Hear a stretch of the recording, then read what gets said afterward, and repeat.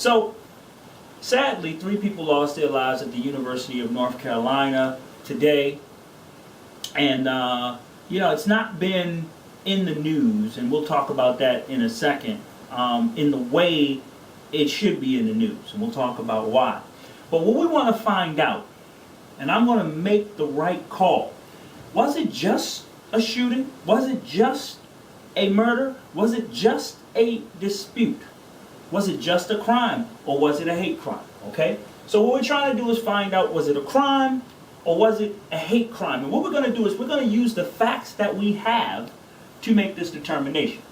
So, and we're going to use a little common sense. Ref knows how to make the right call. 1, there were 3 people shot. Okay?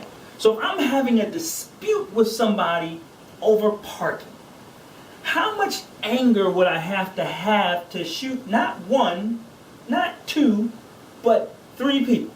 Okay? And there were 3 people shot.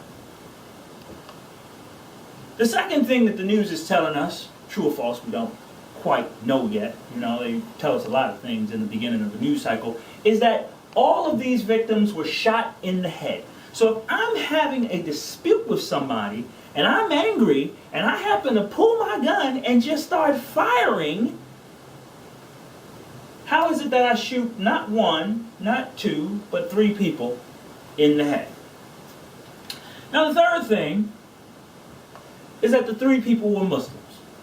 They weren't just your average neighbors. They were Muslims. Okay? And we know that certain people don't like Muslims. So let's move to the fourth thing, which is the reputation of these people.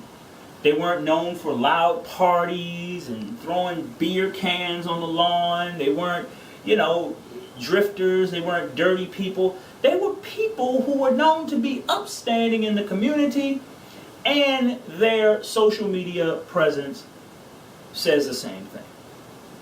Now, this is the biggest thing of them all, which is number 5. Let me tell you why number 5 is so big, okay?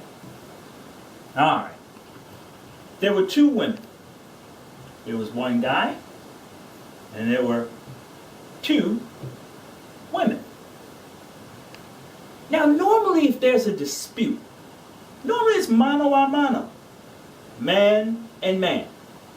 And normally, unless the women start to pummel the guy that's in the dispute, the man is going to attack the man, and then he's going to kind of back off, okay? But we've learned that there were, and I just got to keep it real, there were 2 women, they weren't old women, they weren't, I got to keep it real. 2 fine women got killed. Now, why do I say that as a man? Because as men, and you can ask any man, we understand that attractive women, that bypasses race, culture, class, creed. There's a level of understanding that we want to have because these are fine women. So if it was just a crime, okay, all of these factors seem to point to the fact that it is more than just a crime. It is more than just a dispute. It seems to me that this is a hate crime. And therefore, it seems to me that this is terrorism. That this man terrorized these people and committed a terrorist act and a hate crime in killing these people.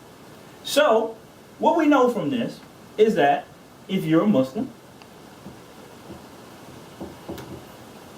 and this story sounds like a lot of other stories that we hear from what? Black people. And who else? Poor people. You're not necessarily going to get the same type of justice that you would get if you were other people. Okay? And I hate to point this out, but I was looking for news of this, and it had dropped to the bottom of the news cycle in CNN. It wasn't on UK Daily Mail, and they don't miss anything. Okay? And Fox News did not have ample coverage of the situation on their website. Okay, and so it dropped to the bottom of the news cycle, especially since the gentleman from 60 Minutes, he lost his life also in a taxi accident. But I'll tell you why, and I'll give you a clue as to why this dropped to the bottom of the news cycle so fast. Maybe had it not been another day, it wouldn't have happened, but there's two words: military spending. Okay? You check the news and you'll check into what happened today, you'll understand what I'm saying when I say military spending. Okay? And there was another news story that created this situation, military spending, that caused this situation to fall to the bottom of the news cycle. And so again, it is the almighty dollar and not lives that actually win the day.